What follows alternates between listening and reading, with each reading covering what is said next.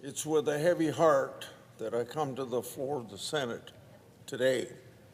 Over the weekend, on December the 13th, 2 members of the Iowa National Guard, alongside a civilian interpreter, were killed by ISIS terrorists in Syria. Sergeant William N. Howard and Sergeant Edward B. Torres Tovar, both part of the 2nd Infantry Brigade Combat Team, 34th Infantry Division, paid the ultimate sacrifice.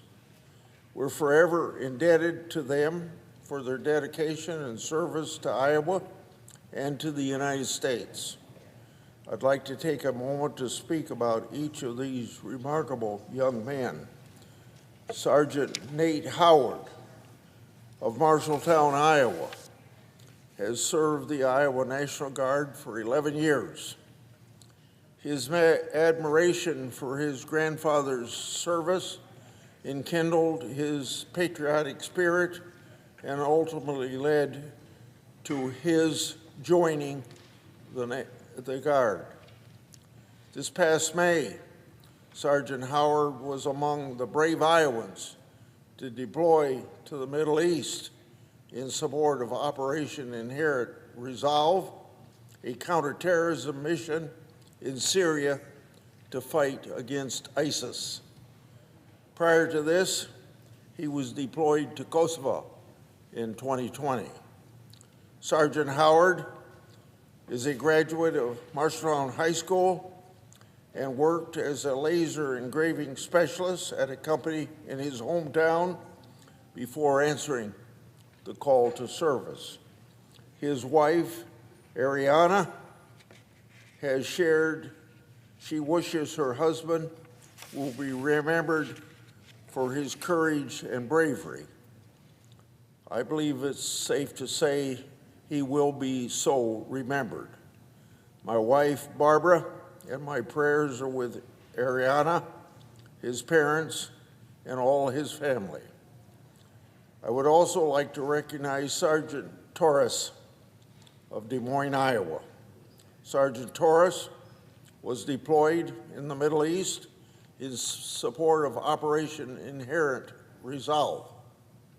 A dedicated patriot, he served in Kosovo prior to his deployment to the Middle East. Sergeant Edgar Torres was the first person from his family to serve in the United States military. His family and fellow service members describe him as a selfless individual who put others before himself and cared deeply for his family. Barbara and I, our hearts and prayers are with his family and loved ones. Until Saturday, which was also the 339th birthday of National Guards, it has been over a decade since we have lost an Iowan in combat. Our prayers for continued safety are with many Iowans and Americans abroad, including those who remain in the Middle East to combat the evils of terrorism and stand as a symbol of freedom and hope. The loss of these lives is an unfortunate reminder of the dangers of terrorism that are ever present. The United States must continue to strengthen our ability to combat the horrors of terrorism while preserving the liberties that make our country special. I once again extend my gratitude to Sergeant Howard and Sergeant Torres, who served with honor, and my deepest condolences to their families. I yield.